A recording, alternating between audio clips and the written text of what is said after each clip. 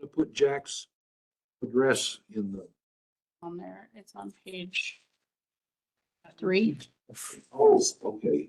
Okay, well, it being 6 o'clock, I'm going to call the Yes, right. to order. This is the May 27, 2025 special meeting of the Ojai Valley Sanitary District Board of Directors.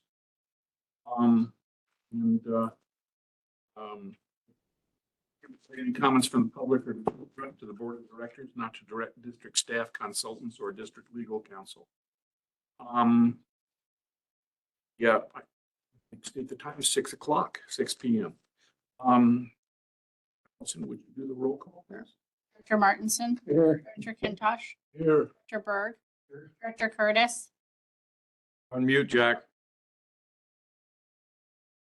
Calling roll, Jack.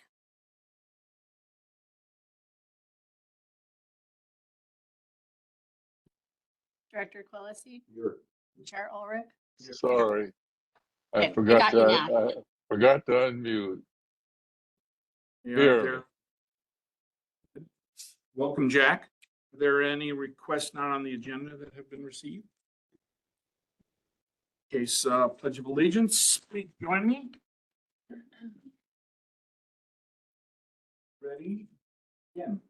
I pledge allegiance to the flag of the United States of America, to the republic for which it stands, one nation, under God, indivisible, liberty and justice for all. Are there any additions or amendments to the agenda? No, it's a special meeting. Okay. I just felt compelled. Do we have any public concerns? Received. Unreceived. But we can address anybody. Yeah, that's Okay. Taylor's on and Jack's on, that's it. Okay. All right. In that case, then let's move to the consent items, items 6, 7, and 8. Any comments? Any adjustments or? I'll ask questions about there are a number of items in the warrants, just companies I hadn't, sources of bills that I hadn't seen before, and I'll ask later. I did have one question. It's on item 7. Assuming that we approve item 7, still have sufficient time to get that group into Exhibit B, the tax rolls? They're actually in Exhibit B already. They're in. Okay, good. All I have, sir. All right, anyone else? In that case, do I have a motion in a second? So moved. 6, 7, and 8, I'll second that. Director Martinson. Yes. Director Kintosh. Yes. Berg. Yes. Director Quillisi. Yes. Director Curtis. Jack. Jack, we're doing approval of 6, 7, and 8.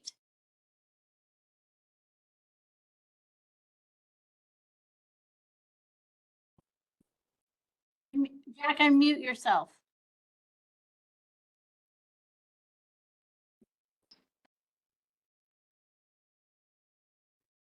No, Approval of 6, Well- 7. am I unmuted now? Yes. Okay, So are you okay with 6, 7, and 8? Are you approving? well, I'm not, the minutes, I wasn't at the meeting, so that's why I abstained. So you're abstaining from item 6? And Yeah. noted. And then Chairman Ulrich. Yes. Item 9, information item only. Stantec presentation, treatment plant upgrades, including PMDL filter operating. So I've invited the Stantec crew to come here today and going to give us a presentation of what's going on. Substantial staff showing up. We're going, just so you know, before you begin, we're going to be hanging on your every word. We're like that around here. Well, thank you very much for extending the invite, Scott and the board.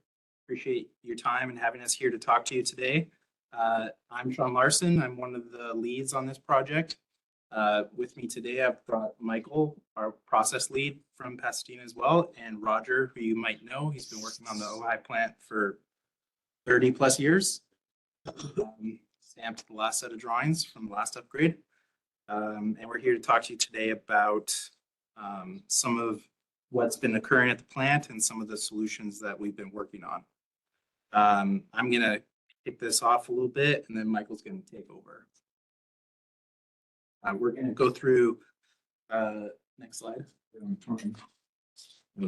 Some background, such as the project elements during construction, the initial startup last year, the 2025 biomass bloom issues, investigation that we're doing with the 2025 biomass bloom analysis so far, or biomass bloom hypothesis, our steps to mitigate the issues with DO reduction, oxidation ditch changes, looking at algae mitigation, some initial results we'll discuss, and then next steps.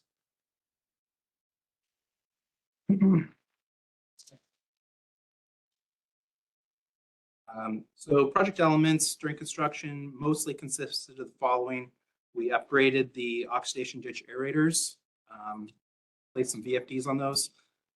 We converted existing Parkson tertiary filters to Parkson D-Night filters. We added 2 new Parkson D-Night filters, and we added a micro-C dosing area. Next slide. The oxidation ditch upgrades allows the operators greater control over the DO in the ditches and the energy imparted. The upgrades to the tertiary filters to nitrification filters allows the polishing of nitrates down from where they were to the secondary ditches to less than 3 milligrams per liter. In those tertiary filters, the deeper media provides adequate depth for denitrification and improved PSS removal. We added 2 additional filters because the filter conversion reduces the capacity, the treatment capacity in those existing filters. And so to bring our treatment capacity back above 4 milligrams per, or 4 million gallons per day, we added 2 additional filters. And then the micro-C dosing area, that's to supplement carbon sources inside the oxidation ditch anoxic zone to help improve nitrate removal in the ditches, as well as a carbon source for the denitrification filters downstream of the clarifiers where there's no carbon left over. We need those microorganisms to continue to grow. So I'll pass over to Michael. All right, so as some of you may be aware, we actually did conduct some startup and commissioning activities at these filters around almost exactly a year ago, from about May to June 2024. Both Stantec staff and the filter supplier Parkson were involved in this effort alongside the district operators. Originally, the filters were brought online to demonstrate that the hydraulics were effective, and then they were operated for a little while in kind of an abiotic mode, doing simple tertiary suspended solids removal, kind of comparable to how the prior tertiary filters had worked. And then we developed a procedure for acclimating the biology so that the filters could be converted into the denitrification process. And that procedure involved stepping up the dose of the micro-C carbon source in 5 milligram per liter increments and monitoring effluent quality. Carbon source is great as a way of feeding denitrifiers, but it also, of course, is chemical and biological oxygen demand, right? Because it's carbon being directly added to the water, right? So if we went immediately from totally abiotic filters to maximum carbon dosing, a fair amount of that carbon would pass through and into the effluent. It's important to manage effluent quality and avoid BOD exceedances by gradually acclimating the filters and making sure the carbon is being consumed before potentially overdosing it. And the results of the initial filter startup looked basically as we would expect them to. So the micro C that we dosed was consumed by organisms growing within the filter. You would dose at an additional 5 milligram per liter increment within about a day or so. It was all gone. The organisms were consuming it, and it was appropriate time to increase the dose again. The initial dose of micro C that was added eliminated the dissolved oxygen. So there is some dissolved oxygen coming into the filters. This becomes important, more on that later. But you have to eliminate it in order to achieve nitrate reduction. So the organisms you grow first are basically aerobic microorganisms that are consuming that dissolved oxygen, driving it towards zero. So the initial amount of micro C that you're adding is basically just achieving that and eliminating the DO. Then once the DO is eliminated, denitrifiers start establishing themselves. And we were seeing that in this initial startup at a micro C dose around 15 milligrams per liter. So that was adequate to drive the dissolved oxygen to zero and establish some denitrifier activity. Nitrate is kind of the next best thing to reduce, energetically speaking, compared to oxygen. So once you exceed that 15 milligram per liter dose, denitrification is now taking place. The organisms are consuming that carbon, they're reducing the nitrate, and thereby lowering the nitrate concentration coming out of the plant.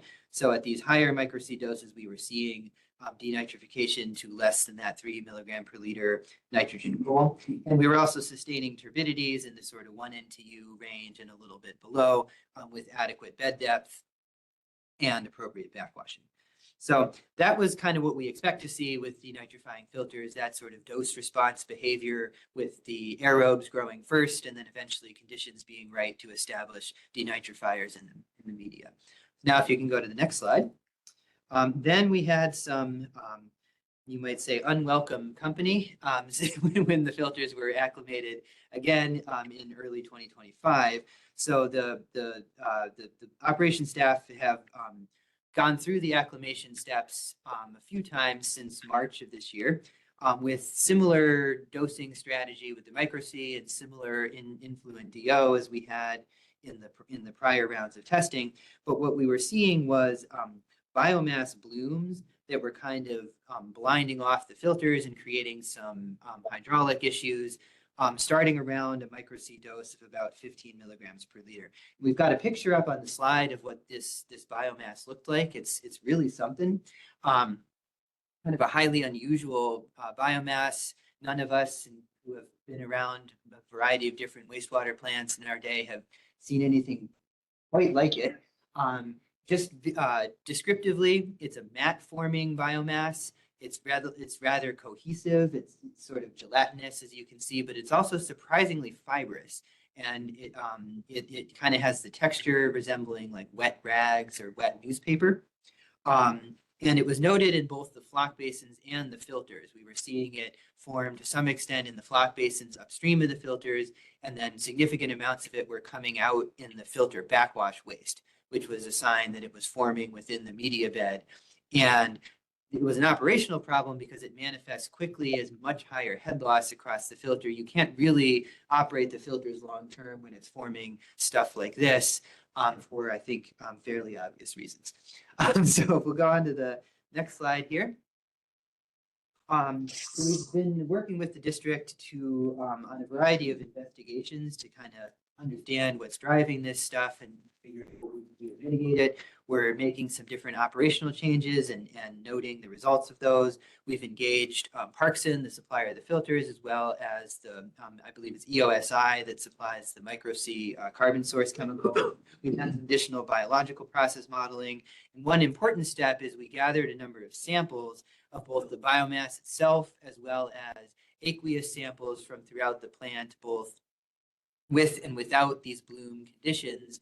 And we've undertaken some microbial analysis to kind of understand what is this stuff, why is it forming, and therefore what can we do about it. And we've been working with a group called IEH. Their main labs that have been doing this work for us are up in Seattle. We worked with a predecessor company of theirs on some microbiological studies here in Ventura County a few years ago, which is how we knew of their capabilities. And so on the next slide, I have a, so the board promised they like to hang on every detail. So please enjoy some detailed microbiological data. Happy to spend as long on discussing this as you want, but I'm going to sort of distill it down into a few kind of key takeaways for us on the next slide here. But just to kind of show the kind of things we were seeing, we have a column here showing the results of the bloom biomass itself. We have a column showing the results from the filter influent on the all the blooms were forming. And then we have various sample points for aqueous samples throughout the plant, basically so we can kind of see what the microbial community looks like under different conditions and at different points in the process. And this is sort of a high level, the kind of things that the lab was doing. They did initial microscopy to kind of take a look at what does each sample consist of, what is visible on the microscope in terms of bacteria, algae, fungus, plant matter, and other kinds of things. They did culturing analysis so that they could do some plate counts and understand the relative levels of biological activity stemming from some of these different sources. What are the most, active kinds of organisms in some of these different samples? And then they also did some metagenomic analysis to kind of identify some of if you will. And the key question that we kind of were pondering was the blooms that we're seeing, is this a abnormal kind of biomass, or is it normal biomass that's somehow behaving abnormally? And so getting some insights into what this community consists of is helpful so that we can understand what's going on here. So if you go to the next slide, I'll give you some of what we saw as key takeaways from that data set that I just shared.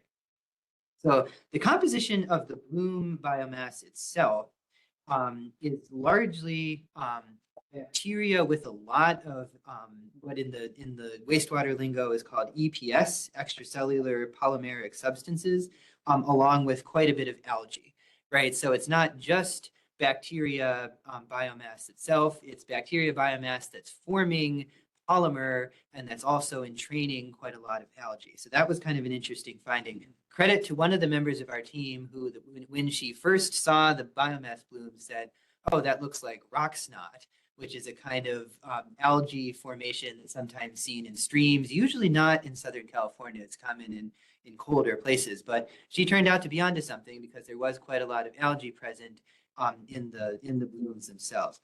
The source of the algae seems to largely be from the EQ basins and the clarifiers. That's where in the plant algae starts popping up in significant levels and thereby is able to make its way into the filter influent.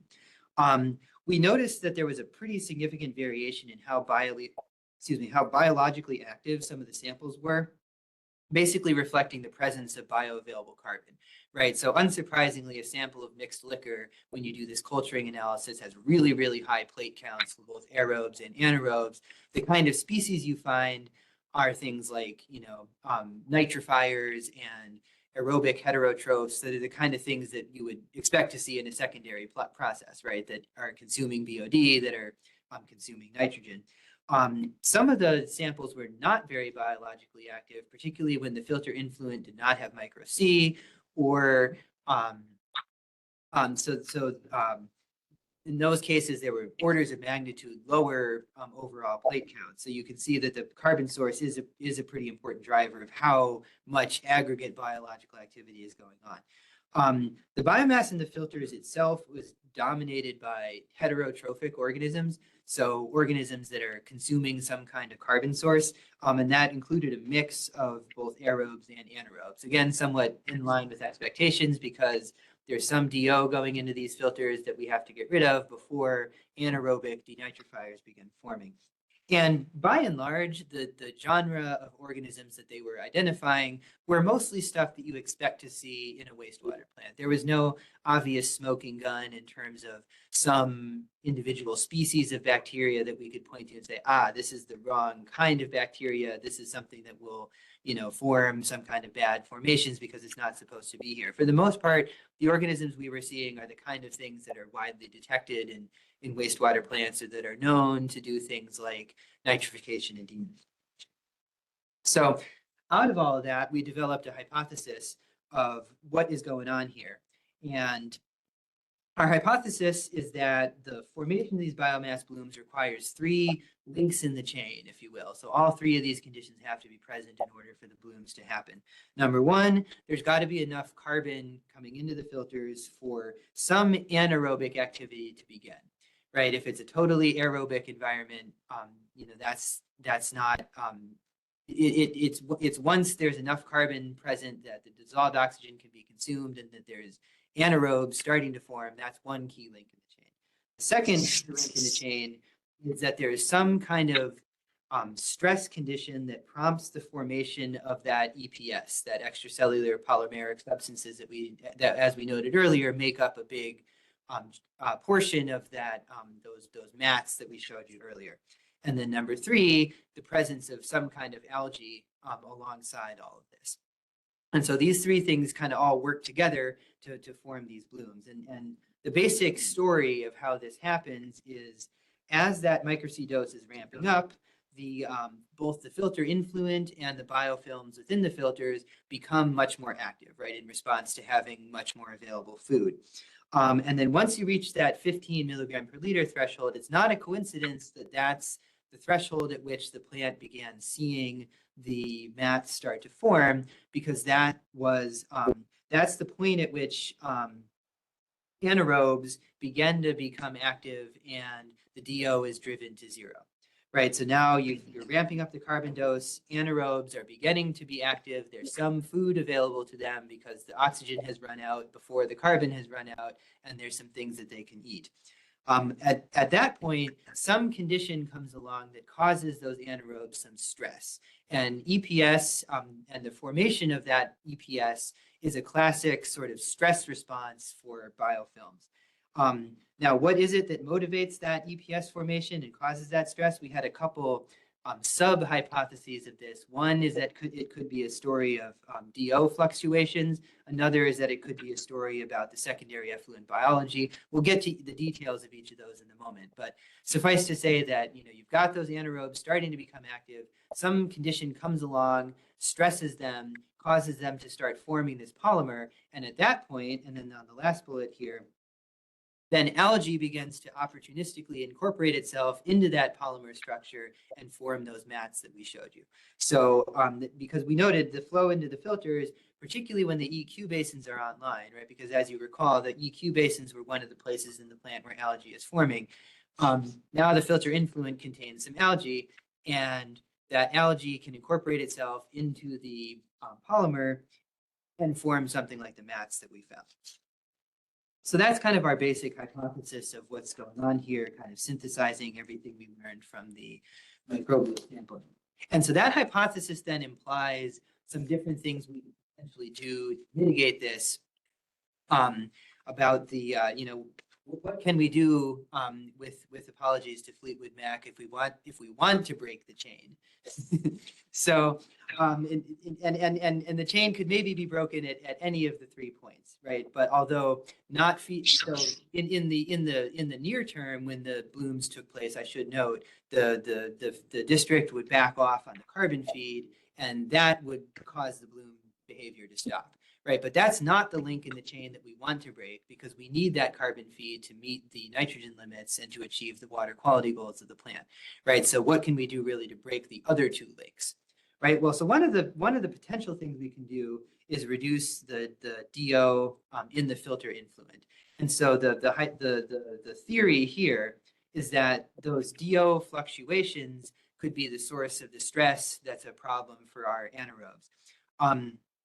So when flow comes back from the EQ basin to the filter influent pump station, which we abbreviate as FIPS, there's some cascading in that pump station structure that causes re-aeration of the water, right? So instead of so usually you have influent DO in the filters at around 4 milligrams per liter. That's a very common and fairly stable value in the plant's secondary effluent. When that EQ basin is pumping back to, or is flowing back to FIPS, and that cascading is happening, then the DO reaches near saturation. So something like 8 or 9 milligrams per liter, roughly double, right? Or a little bit more. So at a given microcidose, if you have a constant amount of carbon available, and there's a sudden increase in the DO coming into the filter, well, that's actually a quite stressful situation for the anaerobes because now there's this food that they can no longer have. Aerobes generally, the oxygen is very favorable to reduce. It's the only thing I've personally ever been able to reduce.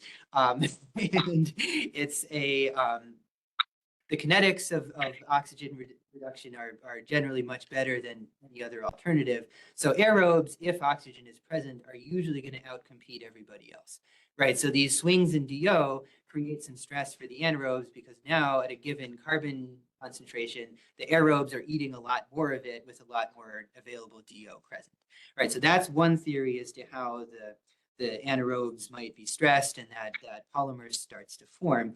And so a near-term mitigation measure for this is to use sodium bisulfite, which is already available on site at the plant for dechlorination purposes, and dose some into the upstream of the filters, add a sort of stoichiometric ratio to the DO coming in so that we can trim that DO to about 3 milligrams per liter all the time. So the goal is that instead of the DO seeing these wild diurnal swings going into the filter, we kind of chop off those peaks and get a nice steady influent DO condition. So that's one potential near-term mitigation measure. Low. Not just steady, but low. Yeah, low and yeah, right. Not just steady, but low. Yeah, that because both of those are important for the filters to be happy. That's one mitigation measure, and this is something we've started testing in conjunction with the district. We're excited to say we have some actual data and updates to share on this in a little bit. But so the next slide. Another thing that might be contributing to EPS formation is just the secondary effluent biology. So you may have noticed when we were talking about the conditions of this year's operation versus when we successfully started up the filters last year, one difference is that the plant is currently operating with both oxidation ditches in service, whereas last year it was operating with only one. So there's a significantly higher cell residence time at the plant. And it's possible that at very high cell residence times, we might be growing some organisms that when they encounter micro C in their filter feed are more inclined to be EPS forming. And so there is some things that we can look to do at the oxidation ditch to manage the cell residence time there, including maybe changing wasting rate or operational targets around the mixed liquor concentration, things like that. And the goals here would be to balance lower EPS formation potential in the organisms there with getting as much nitrate removal as possible and as effective of NDN in the oxidation ditch as we can. So that's another avenue of potential mitigation measures. And then if you go to the next slide, there's just, yeah. CRT. Mean cell residence time. And then the final mitigation measures concern algae. Not as much detail to share here other than just that we're discussing with the district some potential steps to try to mitigate the algae that comes from the EQ basins and to a lesser extent from the clarifiers. Basically any, open, sunlit surface where some algae can grow. The picture here is from one of the microscopy reports from our microbiology lab where they found quite a bit of algae of many different species making up a significant share of that biomass. Once again, we're pretty sure that the algae, there are more links in the chain than just the algae. The algae being present does not on its own form the mats because, when we turned off the carbon, the algae is still around and the mats stopped forming. But the algae do seem to opportunistically incorporate themselves into the mats when other organisms are releasing polymer. And there was also theoretically algae present last year when we did this. Yeah, there would have been algae. The algae is not new. So that's kind of why we thought, even though algae is an important part of the story, it's not the story. So, and then the next slide here. Yeah, all right, so this is so credit to Bradshaw and Riley at the plant. We got very fresh data to share, updated as of this afternoon.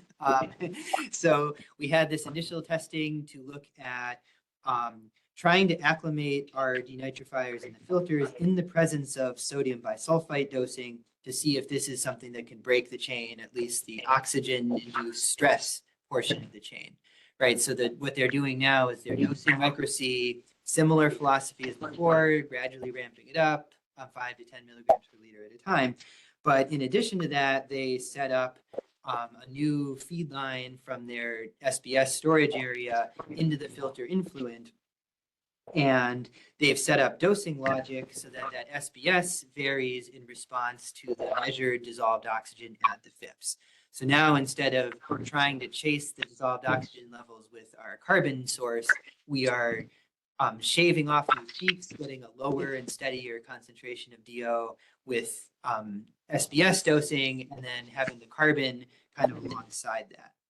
And so I'll share some of the results of this testing so far. So first of all, and this was kind of an interesting finding too, we're used to SBS working really quickly as a scavenger because a lot of us, the main application we've used it for is eliminating chlorine residual. Turns out, unfortunately, with dissolved oxygen, it's a lot slower. And if you put SBS and dissolved oxygen together in like pure distilled water, the reaction would take a really long time. Now, on the positive, the good news here is that filter media provides an effective form of surface catalysis. So you add the SBS, not much happens in the pipe and not much happens in the floc basin upstream of the filter, but then it hits the media and the oxygen goes down. And so we did confirm that we got the dosing stoichiometry right, and the district did a good job setting up the dosing logic for this. And it ended up in the place that we needed to be, but it requires the catalyzing effect of the filter media to actually do it. And then once we've trimmed that influent DO, denitrifiers began establishing themselves at a lower micro C dose. And this was actually an important thing that we saw because we predicted that this should happen if we were onto anything here. And then we saw that it was happening, and that was an encouraging sign. So you may remember earlier, I noted that it was about a 15 milligram per liter micro C dose that was required to get rid of all the dissolved oxygen. Well, that was the amount of micro C it takes to grow enough aerobes to eat about 8 or 9 milligrams per liter of DO. If the DO is only coming in at about 3, then you eat it up a lot more quickly. And so even by the time we'd reached 10 milligrams per liter of micro C, we were beginning to see some denitrifier activity. That's consistent with that hypothesis, and so that was an encouraging finding. We did see some nitrite formation, and this is a known phenomenon that when the carbon to nitrogen ratio is insufficient, and you have a lot of glycerol-like products, and micro C contains quite a bit of glycerol, there are certain kinds of organisms that begin to predominate under those sort of low carbon conditions. And instead of the reduction process going all the way from nitrite to nitrogen gas, it sort of gets stuck at nitrite. So nitrite is one of the sort of intermediates that you get on the metabolic pathway of reducing nitrate all the way to nitrogen. At these lower carbon doses, the nitrite can form. Now we've gotten word that as they've made it to a higher micro C dose now, the nitrite issue has gone away. So that tends to suggest that something like what I was describing is what's going on, and it's a matter of needing to get to a high enough carbon to nitrogen ratio so that those particular organisms that do this don't predominate. And this next observation is a pretty important one. You remember I was talking about the sodium bisulfite needs to run into the filter media in order to start working. So we have a bit of a natural experiment here where the floc basins are still subject to the DO variation, the filters are not. The floc basins have seen a little bit of bloom style biomass growth, the filters haven't. So that's a pretty comforting observation that tends to support the hypothesis that we shared. And we've reached a 40 milligram per liter micro C dose. That's in the range of where we'd want to operate at long term. 40. Yeah, and the filters have been online for about a week with this current acclimation, and we've avoided so far seeing the same recurrence of these blooms in the filters. So that's a promising result that suggests that not only do we have a potential mitigation measure, we have an explanation of what's going on that's been consistent with some real world observation. That's kind of certainly a better place to be than where we were when the stuff first started forming and we were all like, what's this? So that's an important, I think, bit of evidence, pointing at the hypothesis that we shared. And then also one other, note on terms of what they've been up to out there. I've been making some adjustments in the backwash frequency. There's kind of a balance to be struck here where you do need to backwash the filters periodically to make sure that you slough off some biofilm. You don't have biomass just accumulating forever and then head loss, going up forever. But you don't want to do that too frequently and create an inhospitable environment for the organisms to grow, right? So the organisms like to have enough time in between backwashes to establish themselves and have, if you want to think of it this way, a better cell residence time within the filters. So they've been kind of making some adjustments to the backwash settings. I think we're at a good spot now in terms of striking that balance and keeping the organisms happy and seeing fairly low levels of nitrate. This data was so fresh that weren't able to get it into the slides, but Bradshaw was just noting to us that they're seeing, I believe, less than 1 milligram per liter of nitrate out there right now. So that's pretty exciting. So, all right, and then the last slide, we got just a few next steps. We're continuing to meet regularly with the operation staff. We are continuing to work with IEH laboratories on the findings from their microbial analysis. We were appreciative that instead of just not hearing from them for weeks and waiting for their final report, they were willing to kind of give us regular updates on what they were finding and send us a lot of intermediate results. Hey, just looked at this under the microscope. Here's some photos. Here, So we appreciated that they were, willing to work with us on this. We're going to continue what we're doing with the filter operation with the sodium bisulfite and the reduced dissolved oxygen. And we're going to make some potential future adjustments to the cell residence time in the ditches. And then in addition to whatever kind of longer term mitigation measures we might discuss.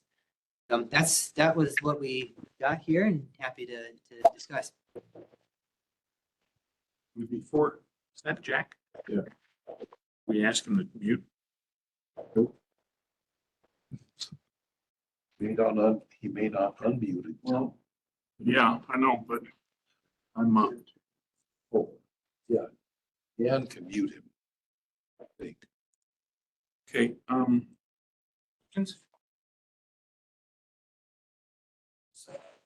I've got something that may be a dumb question, but I always think of algae as requiring sunlight to grow.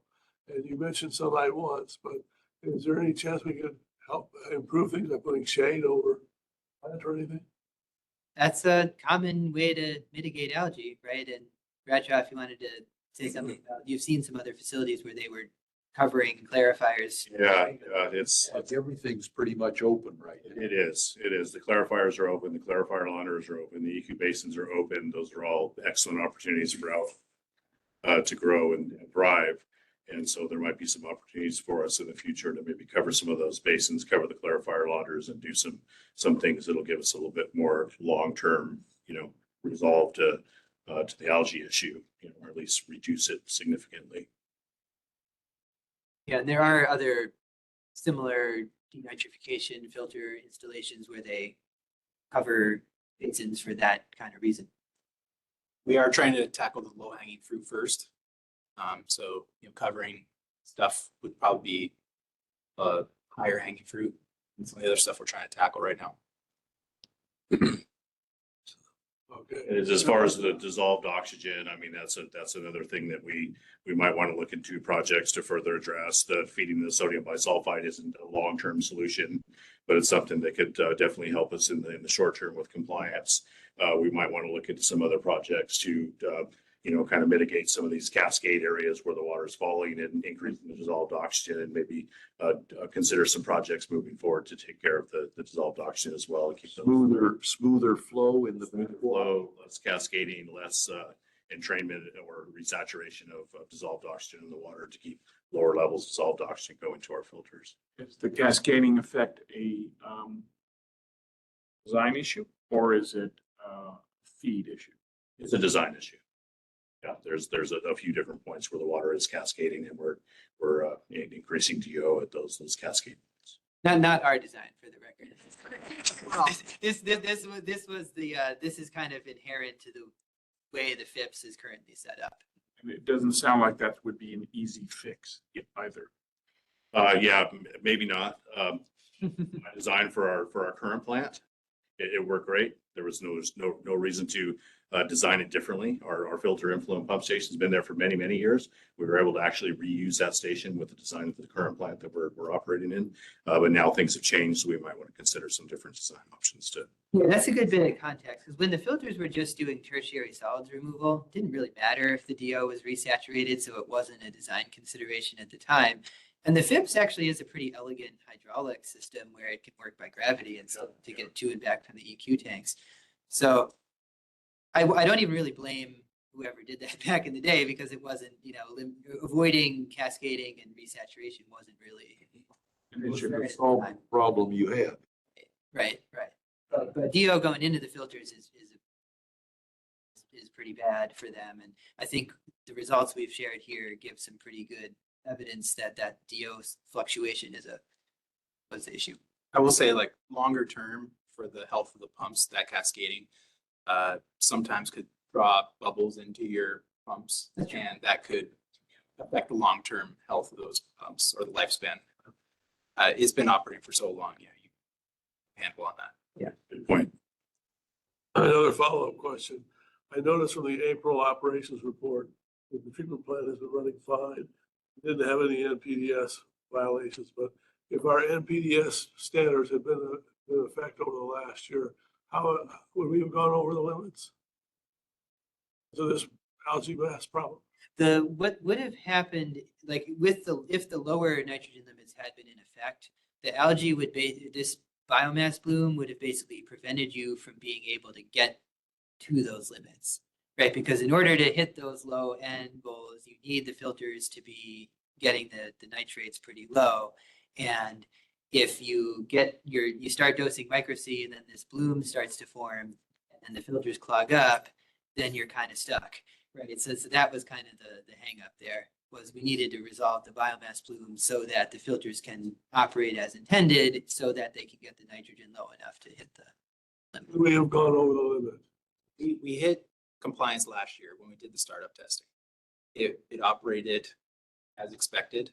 Some of the things that have changed, we had one ditch out of service last year. This year we have two in service. And one of the hypotheses is that potentially we need to reduce that MCRT or the SRT in those ditches by maybe increasing the wasting and other practices that we're currently discussing with operations. So when we would have seen this chain from startup last year and it functioning as expected to what happened in March of this year, I don't know when that would have occurred, but it's possible that would have occurred somewhere. Maybe when they brought the second ditch online, maybe when they had a more stressed environment in the filters. Yeah, the simple answer is yes, they wouldn't have been able to meet the limit. But the reason they wouldn't have been able to meet the limit is once you started adding that carbon source to the filters, they gum up and you can't really use them. So it's kind of like the issue is preventing a process that we need from working at all. We need to fix this problem. Or are we meeting the standard today? Yes. This look like a stable solution? I mean, we're a few days in now, so I don't, but I think so. I think tomorrow we'll need to take another look, and since we've had some things that we needed to resolve over time, today from mid-morning on has been a good period, and so we'll revisit that tomorrow and make sure that everything's in check. We need to do some adjustments to our dosing, and we'll just take a harder look. All indications are today that we may be okay. But I wanted to take this opportunity too to let the board know that we do have a limit for nitrite. And so we saw nitrite over the weekend. We subsequently set a 24-hour composite sampler at our plant discharge point because we're obligated to do so. And so that sample got sent off to the lab. The results that we saw in our laboratory, that's just for process control testing. That's not like an official test. But I'm obligated to let the water boards know that we did have a snafu with the nitrites as we going through the startup process. You saw operationally, you saw that the nitrates spiked up. You let the board know. Well, We saw it again this weekend. They did a composite sample, and then the results of that composite sample will be, if it's an exceedance, that will be reported to the regional board. So we saw nitrite before. We've had a little trouble with nitrite. We saw nitrite before, but I didn't have an official test result to report to the water boards. However, I did report to the water boards that we saw nitrite during process control testing, and that our intent, if we see nitrite, that we will set a 24-hour composite sampler at the plant effluent to get a true representative sample and send that off to the laboratory to get a true certified test, and I will report those results. And so since we saw it over the weekend, we went ahead and set that sampler. That sample went off to the laboratory for testing. And so our limit is 1. Based on our graph sample results, we're probably going to have an exceedance of our 1 milligram per liter nitrite limit. And so I'll have to report that to the board. And what gets that back down? Uh, What's the chemical process that? Well, we increased our carbon dose since we are not having the plugging anymore. We had the opportunity to increase our carbon dose to 40, and within 3 hours, our graph sample results showed our nitrite went down to 0.6. So we're good to go. You put micro C in up front to keep the aerobic bugs happy. They're eventually going to eat up all the DO. And once the DO's gone, they can't go any farther, but you put more micro C in to keep the anaerobic bugs live. Where does the SBS come in? SBS helps eliminate some of that DO. So instead of doing all of that. That's part of the front. Yeah. Okay. So the SBS is, instead of all of the DO needing to be eaten by aerobes and fed by micro C, you're getting rid of some of it chemically. And all the aerobes have to do is eat about 3 milligrams per liter of DO. And the SBS doesn't impact the anaerobic bugs. Not in these conditions, no, although, that's a good observation that certainly it could if you overdosed it. Part of why we decided not to try to eliminate all of the DO with SBS is that if we could be sure that the DO was present in excess over the SBS would all be consumed. And there's no additional sulfite. SBS is consumed by which set of bugs? By none. It's just a chemical reaction with the DO. And so. What's consumed in eliminating the DO? Correct. Yes. Now, if you want, you could try to eliminate all of the DO that way. And it might sound tempting to do that. But then the problem is now you have excess sulfites going into the filter. You may feed some different sulfate reducing anaerobes that way. I don't want to go there. And so keeping the SBS at a low ratio so that the DO is not fully quenched by SBS, we thought that was prudent to avoid any potential impacts in the biology. So that's just a chemical reaction.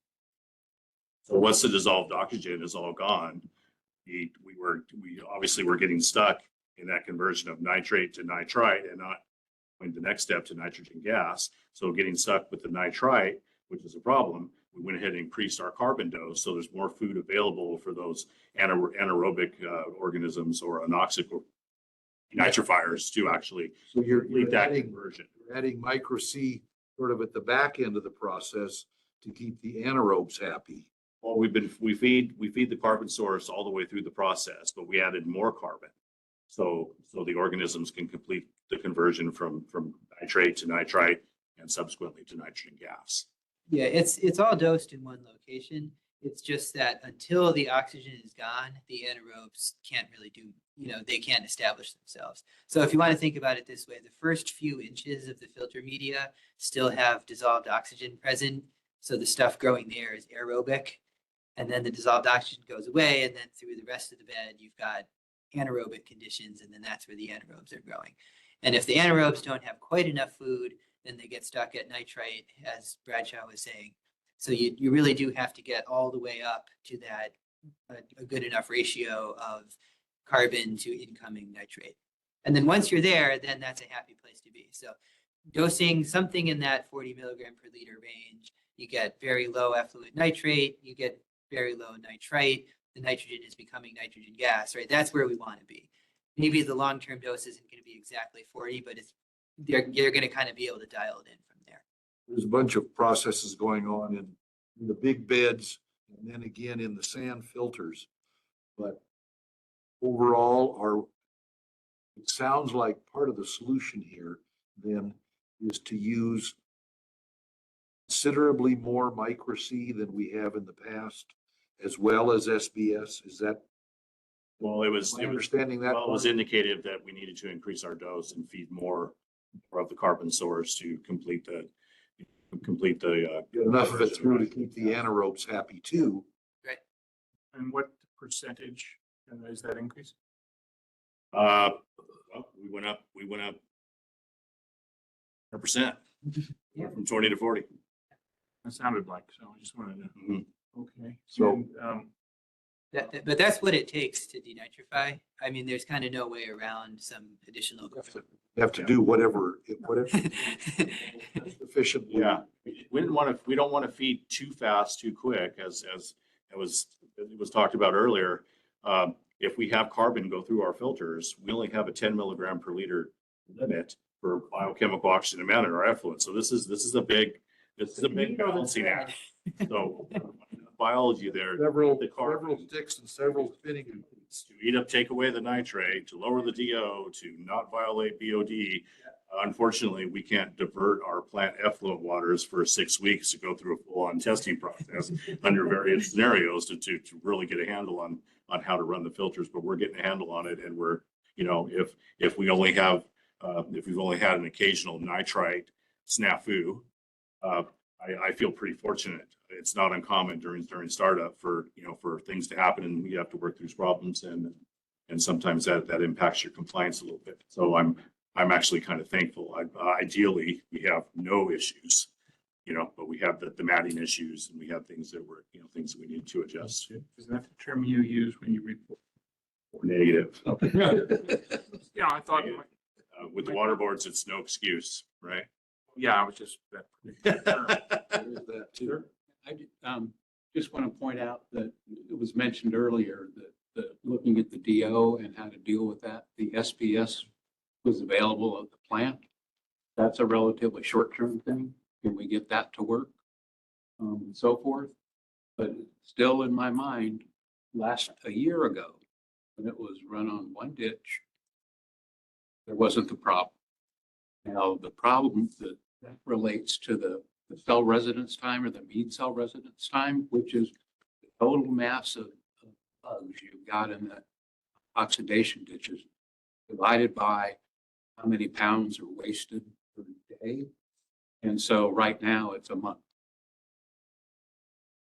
Last spring, it might have been, 20 days or 18. 3 weeks.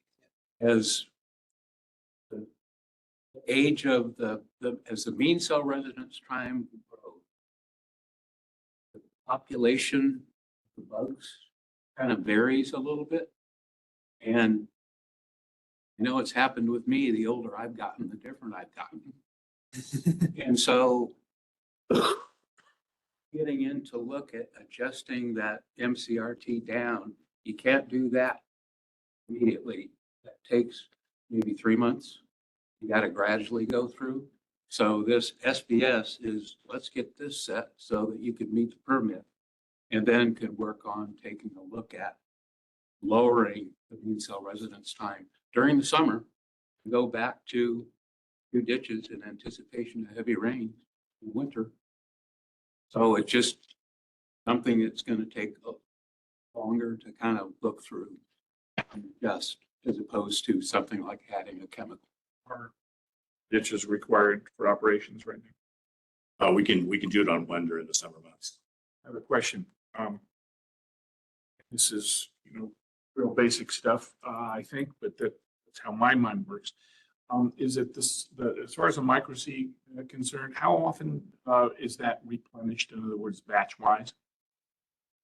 I think we have two tanks. I think we have about 6,000 gallons capacity. I think we're every 6 weeks or so, we're topping off. Okay.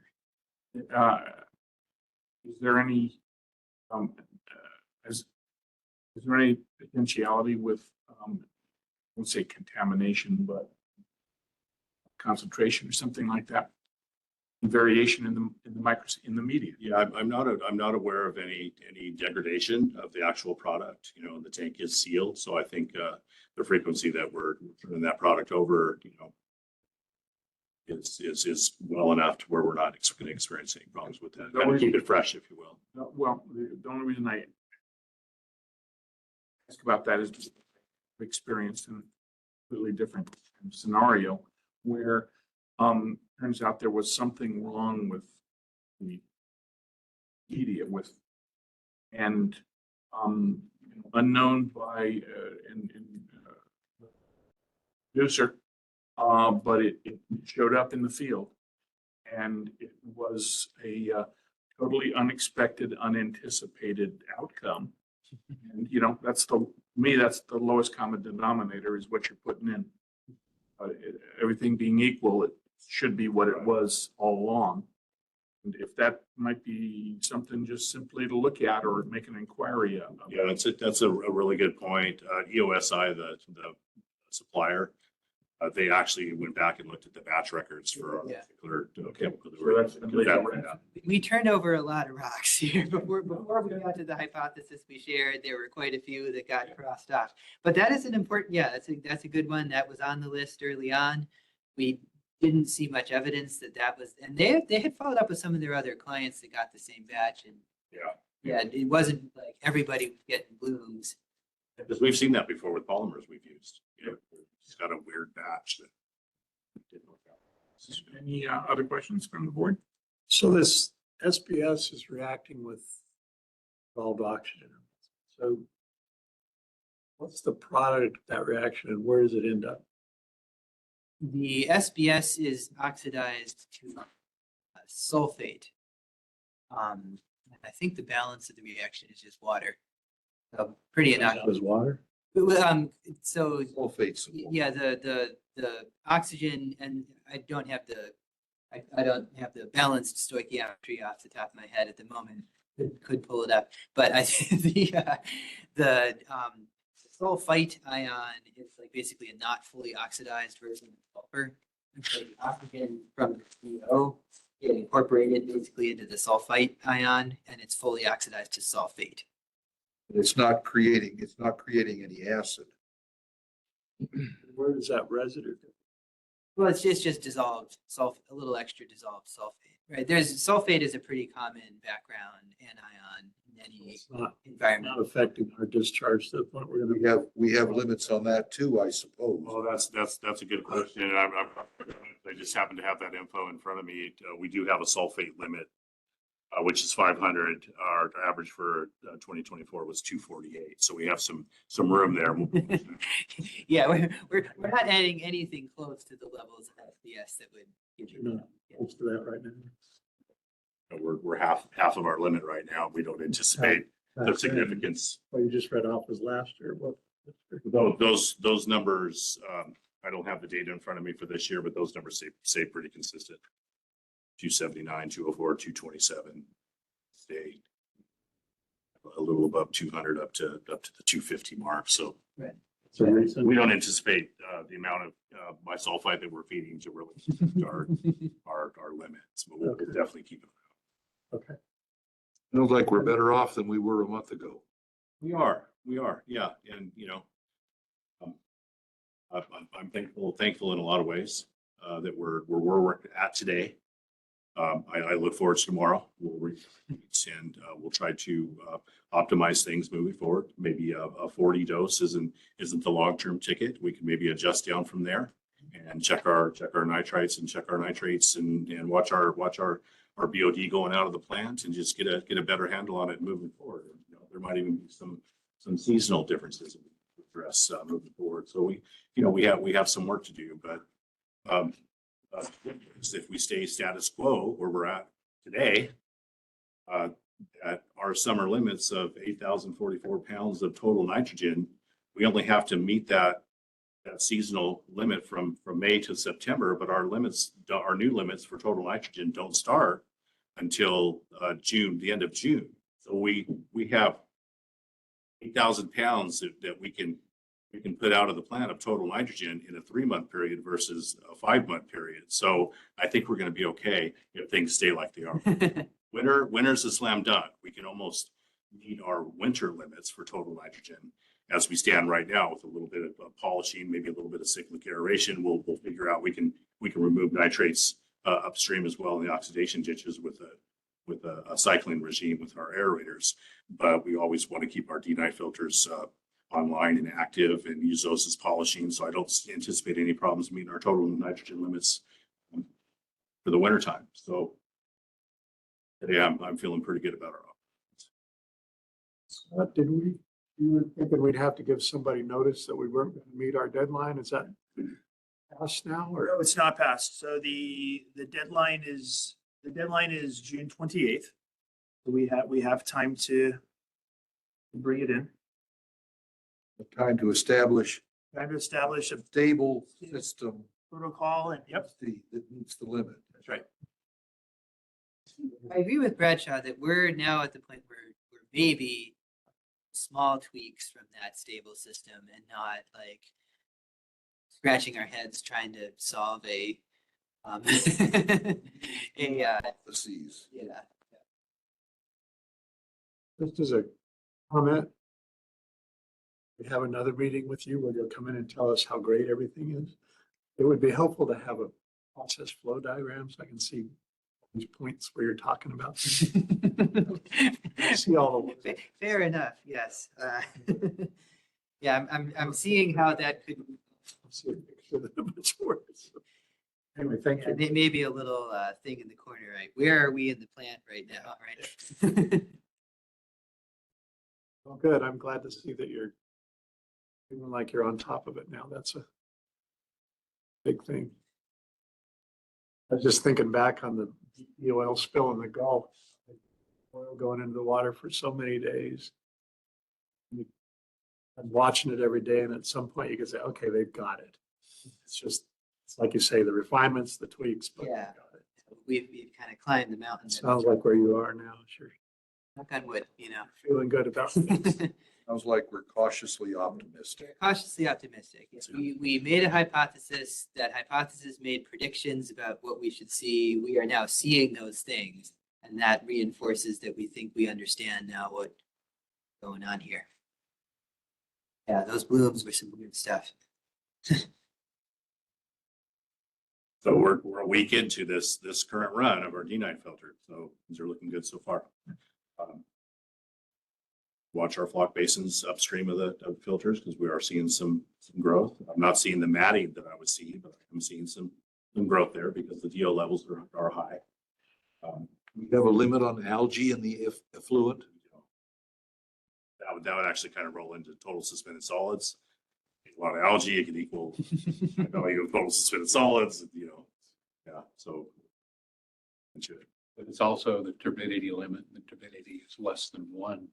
So it's really having no impact. Filters are moved. Yeah, it's mostly not getting through the filters, but it's still a problem when it's forming in there, right? It's not that the mats were getting out into the effluent. It's just that they made the filters inoperable because they're kind of flawed. Operable filters has an effect on the effluent. Well, it does, yes. We're logging our reject compartments, which are the washing mechanism of our sand beds. And if we can't wash, then we can't control the biology. So subsequently had to shut down, So I'll keep our fingers crossed till the next meeting. We've got a good team working on the project. More to come. Thanks, fellas. Yeah, appreciate it. Anything else? Thank you, guys. All right. Thank you, gentlemen.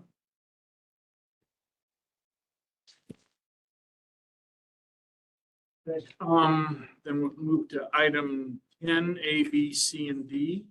sewer service charges collection on tax roll for fiscal year 2026. Okay, so this item is a routine, is in the May meeting every year. This is essentially a first step notifying the public of our intention to assess our sewer service charges once again on the tax roll. The A and B lists are in the binder there. They're there every year. A being the people that are re-entering the tax roll, B list being those who are new to the tax roll for the 25-26 tax year. Those people on the B list have been notified directly or will be notified directly via certified letter reminding them that something new is coming next tax year for them based on actions that they've taken from a customer district. So this is before you to accept the list that's there, to set the hearing for June 16th at our special meeting for that date. Directing myself as the clerk of the board to notify all those people on the B list, reminding them that they will be entering tax roll for the first time for their sewer service charges. And then also directing the required publication in the paper notifying everyone of same. Motion? Just a question first, if that's I all have a right. question. So item 10 is people that are going to be paying service charges. They're because they have in the past or it's new. The capacity charges are behind them. It's already done as item 11 dealing with capacity charges. They're going to be on the tax roll. So this doesn't, this particular item is separate of capacity charges. So some of these folks could also be on item number 11. Some may have paid in full, and so they will not be on item number 11. Move approval of item 10, A through D. Hoping. Second. Director Martinson? Yes. Director Kentosh? Yes. Director Berg? Yes. Director Quillisi? Yes. Do you still have Jack muted? Yeah, I have. Jack, you're on mute. Unmute Jack. Uh, Jack, can you unmute?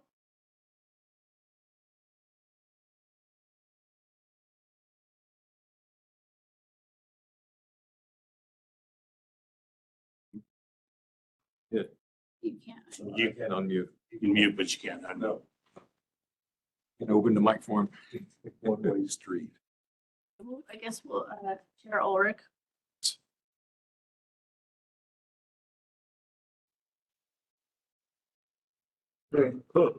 Item 11, A, B, C, and D, sewer capacity charges paid in installments collected on the tax rolls for fiscal year 2025-26 at hearing.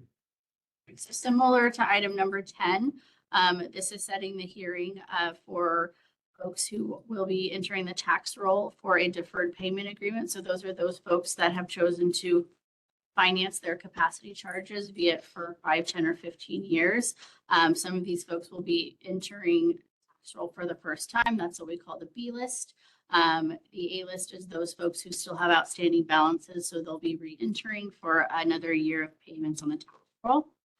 Before you is item A, accepting the list, which is there of A and B, setting June 16th as the hearing for any interested parties to the meeting and speak, directing myself as the clerk to notify all of the parties on the B list that will be going on tax roll for their deferred charges for the first time in the 25-26 tax year, and then running publication required, noticing the general public of same. Okay, any questions or comments? None. I need a motion. Oh, excuse me. Yeah. It'd be helpful. Step ABC. To move for approval of an A through D. Seconded. Now, Alice. Director Martinson? Yes. Director Kentosh? Yes. Director Berg? Yes. Director Quillisi? Yes. Director Curtis? Yes. Chair Ulrich? Yes. Okay, item 12, A, B, C, and D. Proposed ordinance number OVSD-86, amending the district code of regulations to establish sewer service charges. Yeah, for your consideration is the increase in sewer service charges from $61.67 to $64.14 for the fiscal year. This required a Prop 218 mailing. Prop 218 mailing was sent out on May 2nd. We have proof of delivery. Rationale behind this was the budget meetings that we did, both the finance meetings and also the meetings with the entire board. Particular things that we looked at were improvements for the treatment plant. $1.44 million, or $2 million for the treatment plant, $1.44 million for the collection system, $100,000 for capital expenditures for equipment, $62,000 for vehicles. $250,000 for the at the facility. And also of consideration was the fact that we still have $3.9 million of outstanding reimbursements from FEMA. Questions? Comments? There's been no additional info on FEMA since our last, has there? I don't have any. I don't have any note. I do. Spoken with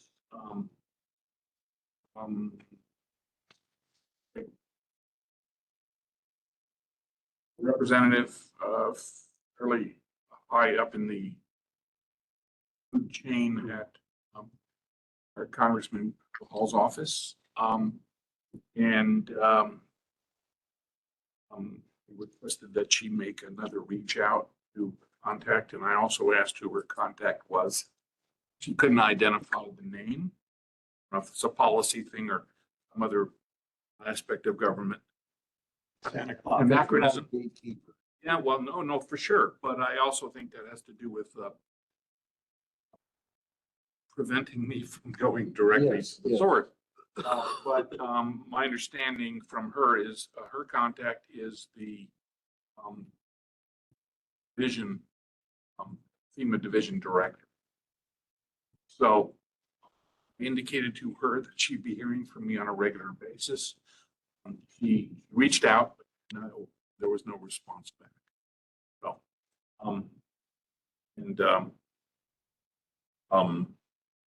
I did speak to her twice within time frame, and I'm leaving at rest for 2 weeks. And I said I'd be doing this on a regular basis. We could know each other. So, but there, at this point, the big concern is with the turbulence in Washington and general, but in specific regarding FEMA. Their money, my question was, is the money even there? So I didn't get a either. Thank you for doing that. So Figure if the governor of Arkansas can't get FEMA money, we're not gonna get it. yeah, and especially if it's in California. So I don't know. In any case, that's the report on that subject. It's the increase. Okay. Okay, so then do I have a motion? So move. All right. How about a second? Second. Very good, Allison. Director Martinson. Yes. Director Kintosh. Director Burke. Yes. Director Quillisi. Yes. Director Curtis. Yes. Chair Ulrich. Yes. All right. Item 13, audit engagement letter, Spector and Company certified public accountant. Okay, so we entered a new 3-year contract with Vector and Company. We are getting ready to engage or to start the pre-work for the next year's audit. We'll start that next month and work feverishly through the summer. The field visit is slated for the end of September. So the audit will be completed likely in similar timeframe to last year, perhaps 1 month earlier, depending on scheduling. Required, they are required to send an engagement letter to the hiring managers, stating exactly, reiterating what it is that their standard is, the scope of their work, what it is that they'll be auditing, and reminding everybody of what everybody's obligation is to successfully complete an audit. So that is what is before you. A copy will be signed and forwarded to them, which is our sort of official kickoff document, allowing them to begin the audit work next year. Very good. Some comments? Move approval of 13. Second. Director Martinson. Yes. Director Kentosh. Yes. Director Berg. Yes. Director Quillisi. Yes. Director Curtis. Yes. And Chair Allred.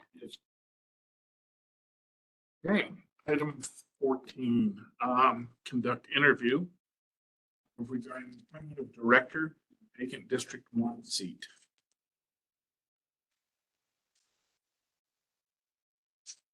There I am.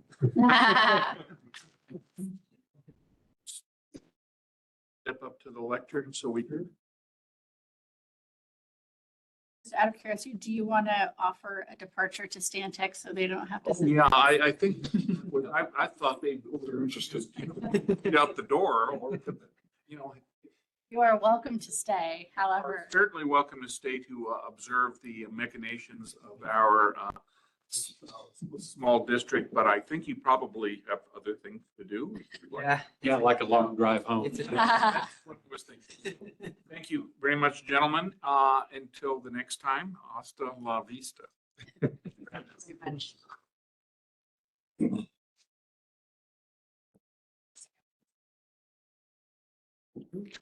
Thank you, guys. Appreciate you coming.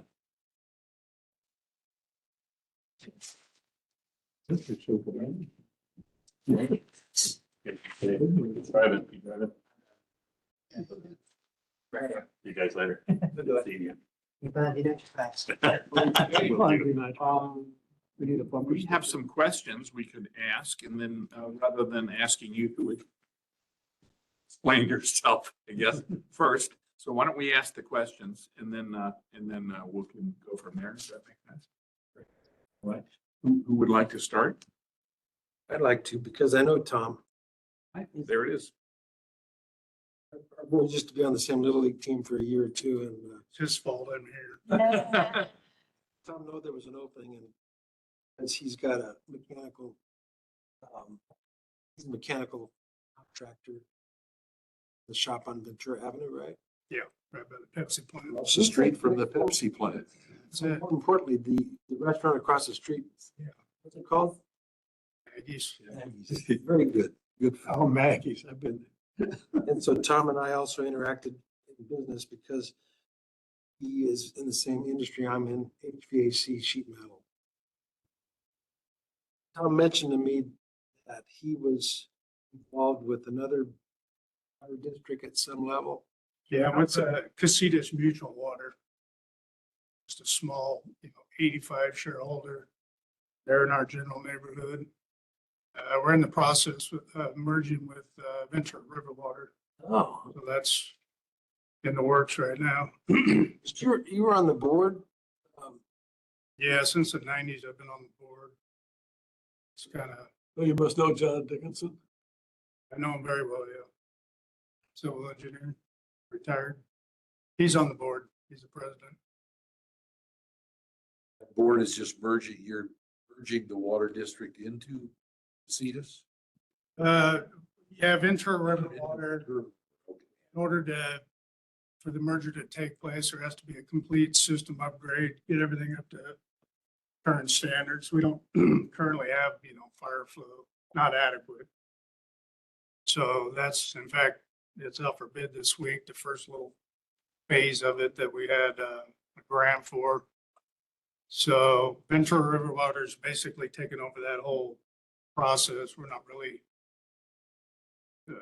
not officially involved. obviously have an opinion. They're running the whole show. It just got, it's a mutual water company, very old, and state regulations that just, don't make it worthwhile let's say they make it rough, which you probably all know. So that's the plan. That's the only way we could get upgraded, get the right fire protection that we need in the community. So overall, it's going to be good for us. Going to be good for them because they got a bigger system. We're looking forward to it. Not alone in not having enough water for fire protection. City of Ojai is like that. That's Casitas. Yeah. And that presupposes all of the valves are on. Insurance rates are so high. They're Water. Oh, that problem. I just wanted to find out more about his involvement with the fresh water. Yeah, I mean, I used to run the well itself. I was a system operator for about 10 years. The guy that did it previously passed away. Somebody had to do it, so I stepped in and got the couple of certs that they required. So that's way different than. But it just got to be too much, trying to do that. And I'm running a business, so I couldn't, really handle it. And besides that, our well is kind of officially offline now. And we're relying on Casitas water. That's our backup supply. So we've been running on them for years now. So I don't think there's any intent from Midway River to, re-energize the well, although it still could. It's still viable. We test it monthly to keep the license. But it's probably going to become a abandoned well once they take over. Well, for coming tonight, Tom. I just thought it'd be an interesting thing. I mean, I know nothing about this industry. These guys from Stantec make my head spin. What is between running a business and your Casitas Mutual work, your availability for coming to stuff? So Casitas Mutual, it's pretty informal. We only really meet quarterly, so it's not a lot of commitment there. And like I said, I don't run the water anymore, so I don't have any ties there. My business, I 11, 12-hour days, but it's Monday through Friday, so I skipped school tonight to be here, but I don't have too many things going outside of business right now, other than travel once a month. Okay. Our typical, I'd say we average in a half a month. Sometimes there's, 2 meetings, sometimes there's 3, but that's unusual. Usually it's 1 month. 4 standing committees. And then and that's what I was kind of referring to. But you have them, they're pretty routine, when they're going to be. Yeah. Oh, yeah. How to give notices as is available to staff to allocate. But yeah, I'm a pretty committed guy. I mean, if I sign on, I'm, going to make every effort I can to be there. Well, and there is a methodology to do it via Zoom as long as there's enough notice. Yeah. And that you just have to be concerned about your backdrop. So Allison, this will be a 2-year term. Yes, so it's a 2-year term, and so you'll go up for re-election in 2026, and then they'll go. Re-election is for a 2-year short term because the actual term expires in 2028, and then re-election is for the standard 4-year. So it's a little odd that way. So I have an out then. That is correct. Try it out. Yeah.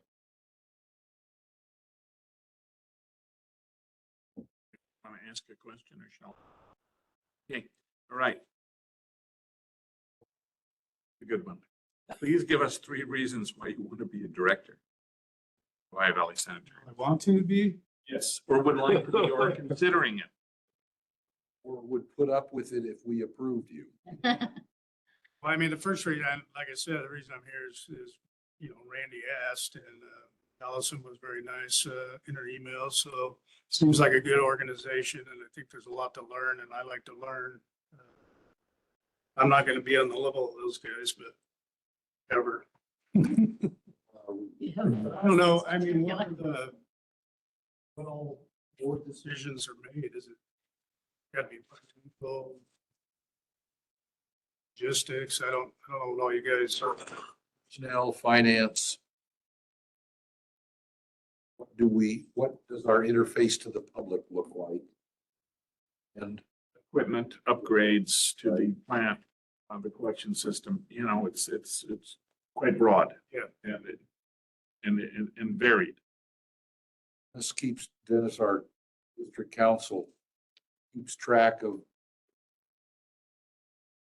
endless changes to the law.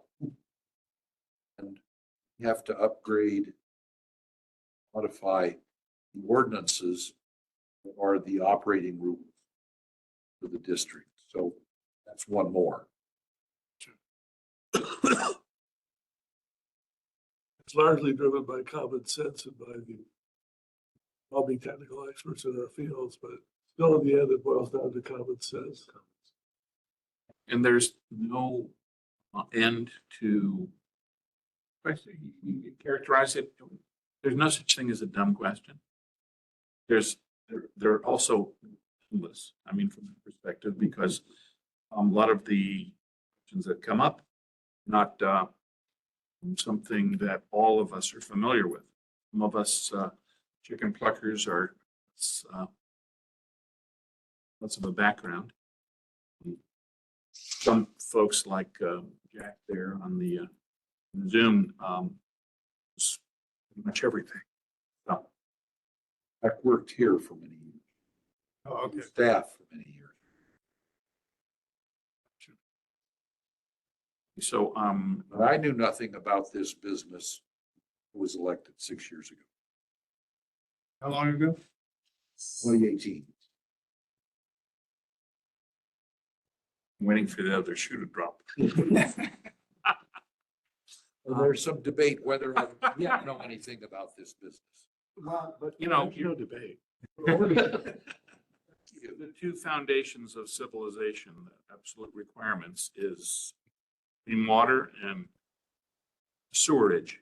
So you're already familiar with one, you might as well be familiar with one. My street, I know that. We go.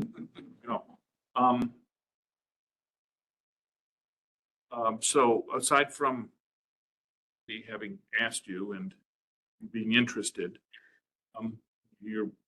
this is because obviously this is, an elected, it's would be an appointed position, but then you're effectively an appointed elected official, which means there are, some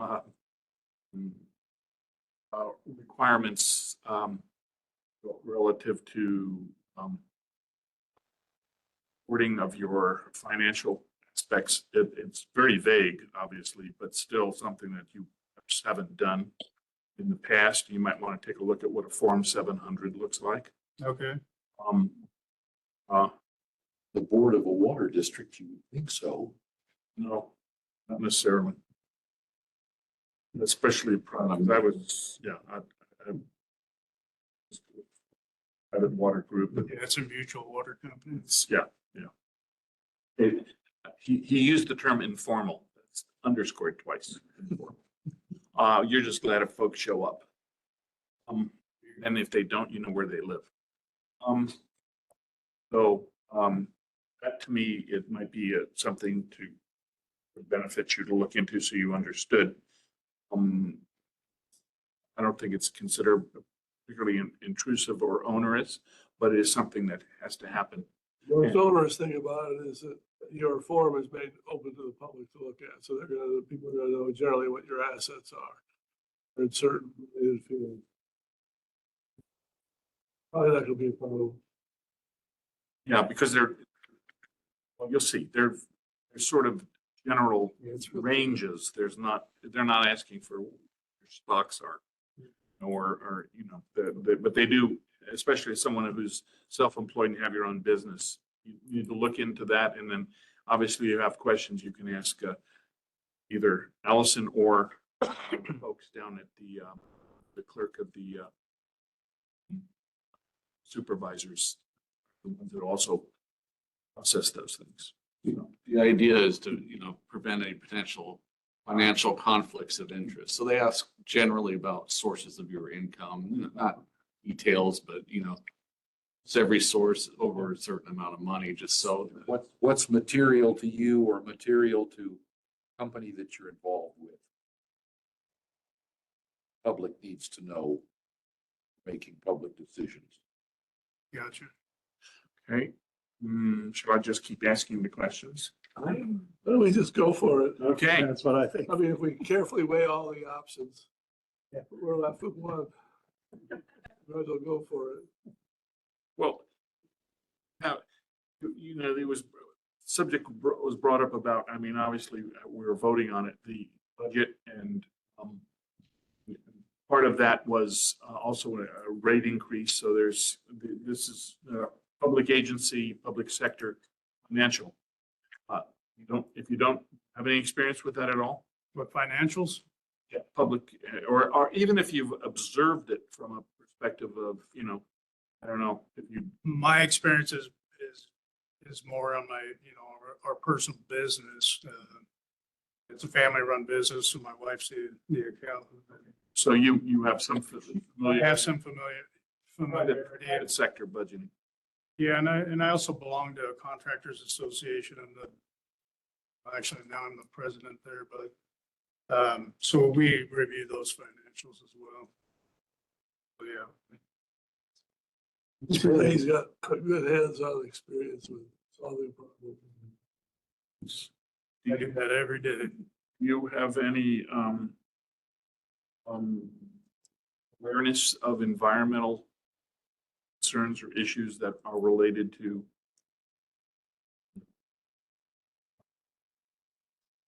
serving on this board, but more particular to the plant itself? Are you familiar with it at all? Am I familiar with the plant? Yeah, we've actually did work out there years ago. Yeah. So, yeah, I have some, I wouldn't say I'm familiar with it, but I've been there. Well, there's a, difference is in even the local plants, Oxnard and Ventura, and obviously the folks that are in further east in the county. You have a thing where, and it's been this way for a long time, tertiary treatment, the effluent goes into the Ventura River and has to be beneficial to the growies and the fish and the frogs and everything.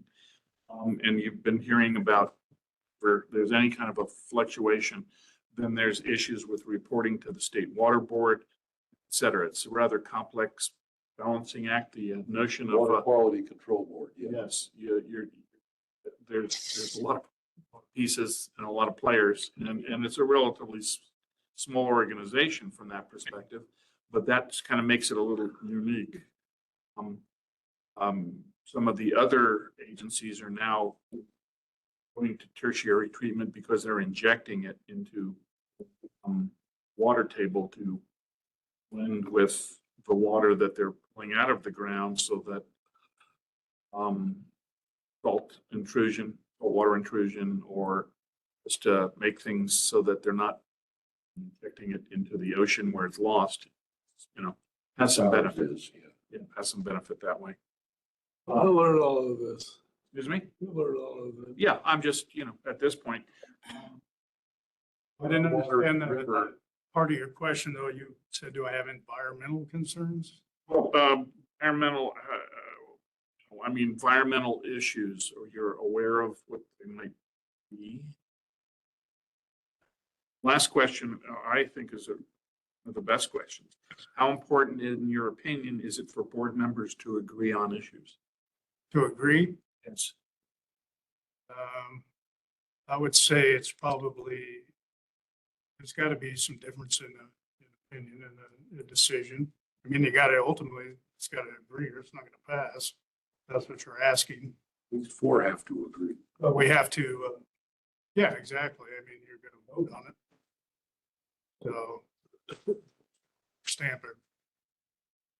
Pretty much it. Anybody have any other questions? Okay.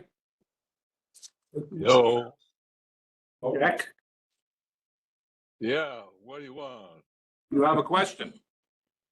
No, Okay. I know, Mr. Reed. He does. Jack knows of everyone. Yes, fair statement. All right. What's next? Well, you know, at this point, we can, you can, if everyone's satisfied, you know, we could, Looking for a motion? we could make an appointment or we can, you know, table it. So, I mean, what's your pleasure? A motion that we, to appoint. Okay. Second. Second, okay. My second, I'm sorry. Allison? Director Martinson? Yes. Director Kintosh? Yes. Director Byrd? Yes. Director Quillisi? Yes. Director Curtis? Yes, Chair Ulrich? Yes, and you're in trouble now. Congratulations. Welcome. See you. welcome aboard. Sit over here. I'd see as you swear him in. Do you do that now? No, I'll contact you and go over everything. Sure.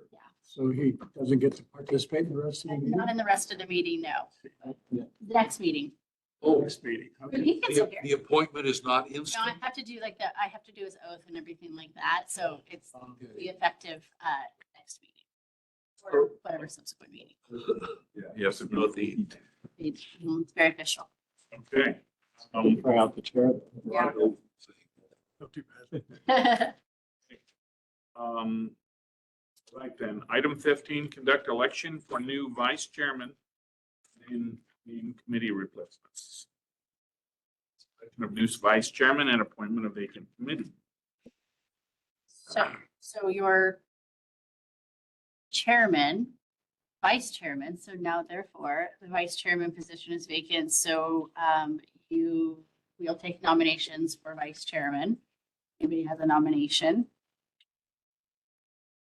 This will also, this will also entail, obviously, the vice chairman is going to be on the executive committee, kind of a slam dunk automatic appointment. And then there's going to be some other shifting around, which will be made easier by new member. Because otherwise I was going to have to double up on everybody. So, we'll entertain nominations. Nominate Jim if he's agreeable. Able. Just be aware, I have some Portland, Oregon. Wanted to, let's see a meeting. There are mechanisms for appointing a meeting remotely Yeah, it's good. without just cause, without medical emergency. Just remember a quorum has to be here, so we need to be cautious when Forum in we this room. encourage that frequently. Necessarily always participate, but he can watch. Sure to be here. Let's go on. I'll nominate Mr. Byrd. It's Okay, and Byrd. we have two nominations. You want it? Yeah, I can withdraw mine. I'm Easy. I'll be vice chairman. Fantastic. You've been chairman. Vote on it. We need a vote? Yeah. Okay. Director Martinson? Director Kintosh? Or Is he allowed to vote for himself? Did we already talk about this? I have a speech though. I'm just kidding. And Director Curtis? Yes, Okay, so you're still with Randy, I think. And then, Yes. yeah, okay. yeah. Then as far as the committee assignments, I think I'm going to figure that out.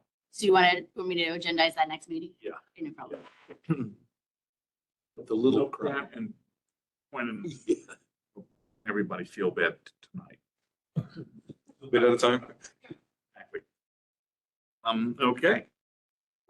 Right, so, right, we're gonna consider, moving, the closed session items number 16 and 17, to the end and, addressing, items 8 through 23, now. So,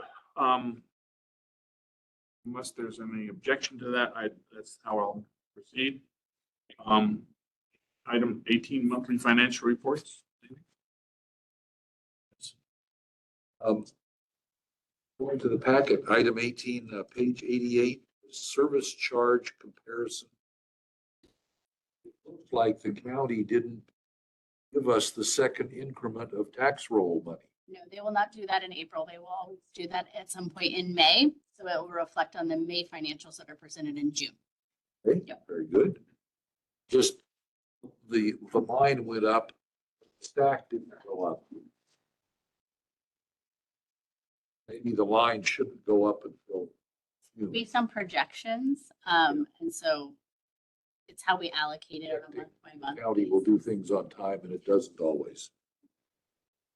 Yes, I mean, it'll match the line when I post it. Yeah. Else on that one? On item 20, page 107, there's a chart there. And it, right-hand column says VSD cost. That seemed, confused me, was it looked like this was our cost, but we were asking for more than that. Is the cost what's left over, and that's what we're eating if everybody gives us what we asked for? That's our percentage of responsibility. 75 to 100%. And on the projects funded by FEMA, 75% county or the Cal OES at the state funds another 75% of that 25%, so 18.75%. So we're always on the hook for 6.25%. However, notice that our cost exceeds 6.25% for a couple of projects.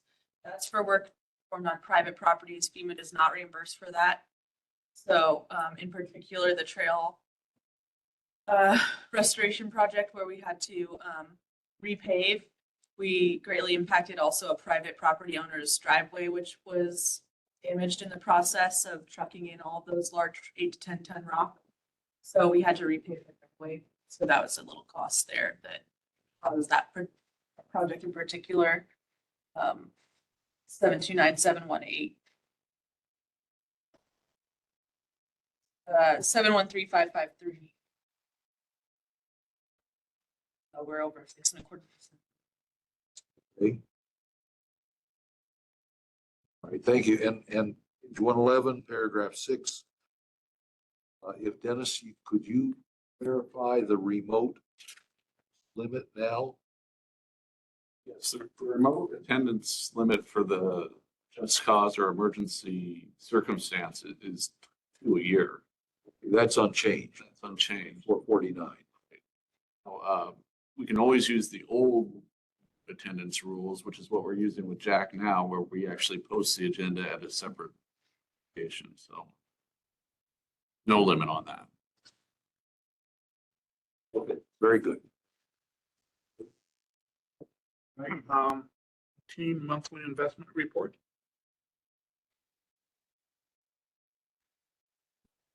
Okay. 20 staff reports, operations, administration, and management of the district. Thank you for all the clarity, Bradshaw.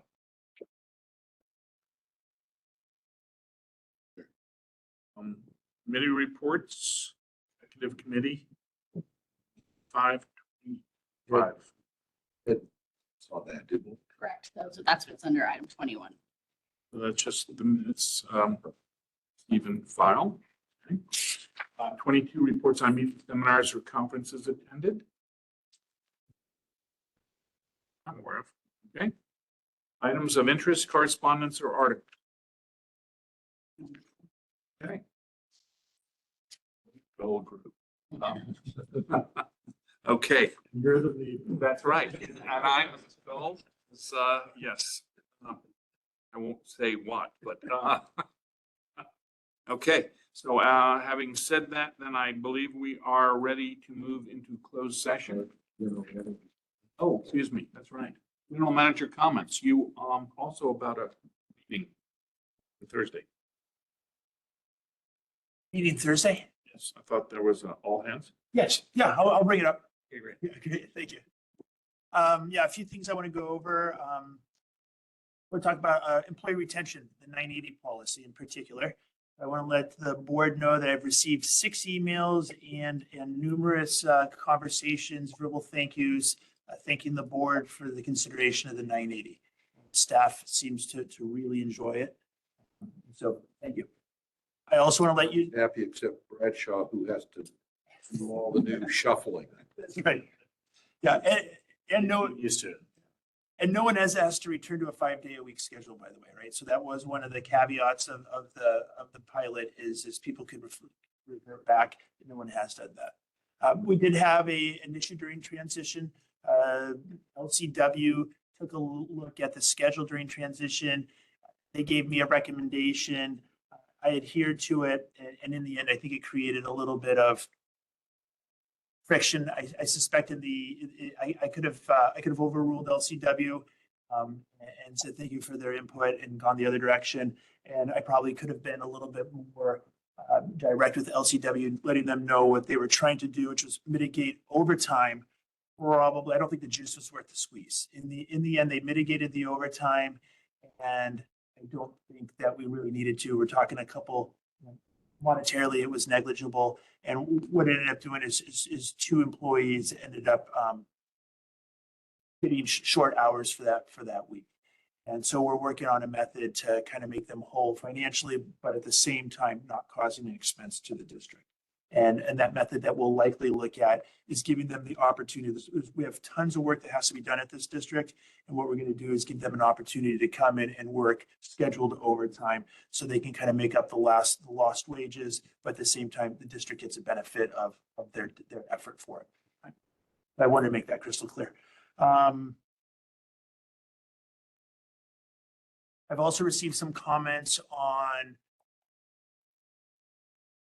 I wouldn't call them suggestions, but comments from staff asking, is there a possibility that we can look at an alternate Friday? And I'm still hashing that out. The executive group, basically they're asking is, can we have the districts perhaps closed every Friday? People would still do the 980. I'm still debating with that internally with myself. 980, some do that 980. That's what we're doing right now. We do some do this 980 and some do that 980. But the district is open every Friday. So what people have seen is the city of Ojai, as an example. The city of Ojai closes its door for public on Fridays, with the exception of if you make an appointment. That's my understanding. So don't quote me on that. I think it would, for us to do that and close on Fridays, I think it would only make sense if we were to open earlier on other days and later on other days.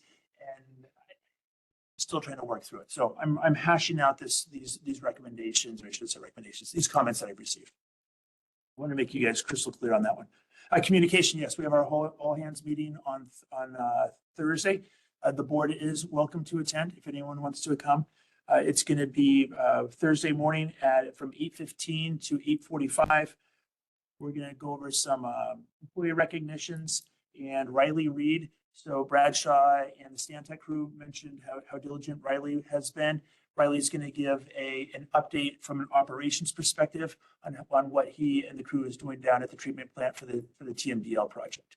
So he's going to have a couple-minute presentation, and we'll do our normal all hands meeting stuff. That's going to be Thursday morning. So anyone's welcome to attend if you want to come up. I want to give you an update on recruitment. On the collection system, the 1 through 4 position, we have six or seven qualified applicants, seven qualified applicants.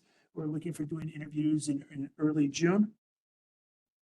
Following those interviews, we're going to be reaching out and doing the recruitment for the treatment plant 4 position. I want to talk a little bit about safety. So we have some online safety courses that we've done recently that's been led by the district. There's a heat prevention training and workplace violence training. It's all online.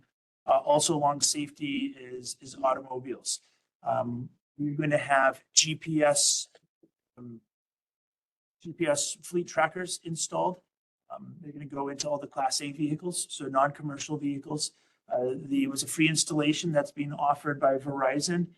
It's a very nominal cost for us to have the operator on a monthly basis. Yeah. Also along automobile and safety is once we have our onboarding with the treatment plant 4 operator and the collection system 1 through 4 operator, there's a Caltrans administered defensive driving class, and we're going to have that defensive driving class that'll be here. It's usually offered to all hands. It's people like it. It's renowned, and people say by far and away it is not just academic. It's a great learning experience. It's usually administered by a CHP officer. Talked a little bit about the TMDL compliance and the looming deadline. So I'm also excited with bated breath to see how this week goes. As far as regional, one of the things that I mentioned months ago is I really want to have OVSD being recognized as a regional entity. I actually ran into an old acquaintance from my hometown in New Hampshire who was newly moved to Ojai, and he's on the Rotary Club here. And so I've offered to give a presentation to the Ojai Rotary Club. So when it's going to happen, I'm not quite sure, but that was an exciting thing. And I do want to give a recognition again to Riley. Riley was super diligent this weekend. He was shooting me calls and texts and keeping me abreast. And I bet he did the same thing with you, Bradshaw. He did. So yeah, Riley. So if there's an opportunity to give some recognition to some of the employees, Riley Reed was outstanding. That's for my comments. You did something you wanted to say, Liz? Okay. Anything else? Oh, I was just saying, more than 3 board members can attend Yes, thank you for that reminder. quorum. Meeting. Yeah. Right. That's all. For Alan, appreciate your table and your report. Important, it's not to miss. It kind of ends with June 16th. So I'm planning another trip. You let me know how to, the other. I think it's just the regularly scheduled meetings. Those were just the ones that were of note because on the calendar. So if you could just please be here June 16th, give you a pass after that for the summer. I'll be here if I have. The rest of the year. I'll pick you up. Here on the 16th. I have a question as a board member. Mr. Reed will get sworn in on the 16th. I will actually do his oath outside of a meeting. And so he'll be ready to go on the 16th. So he may be after your. That is the goal.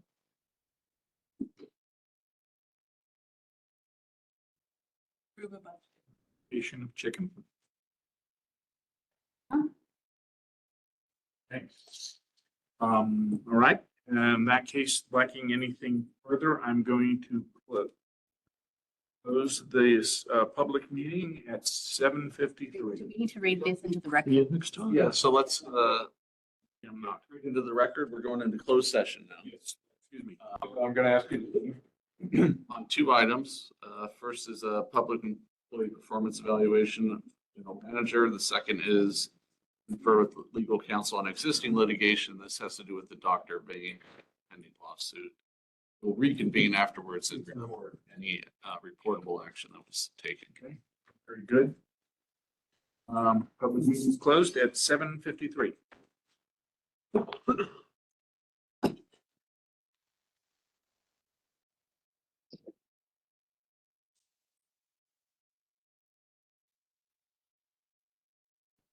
Ready? I'm closing the closed session at 8:19 and reopening the public session For Dennis to announce. for Dennis to announce actions or lack thereof. So the board met in closed session on the two items on the agenda, but no reportable action was taken. Very good. In that case, then I'm going to close the public session at 8:20.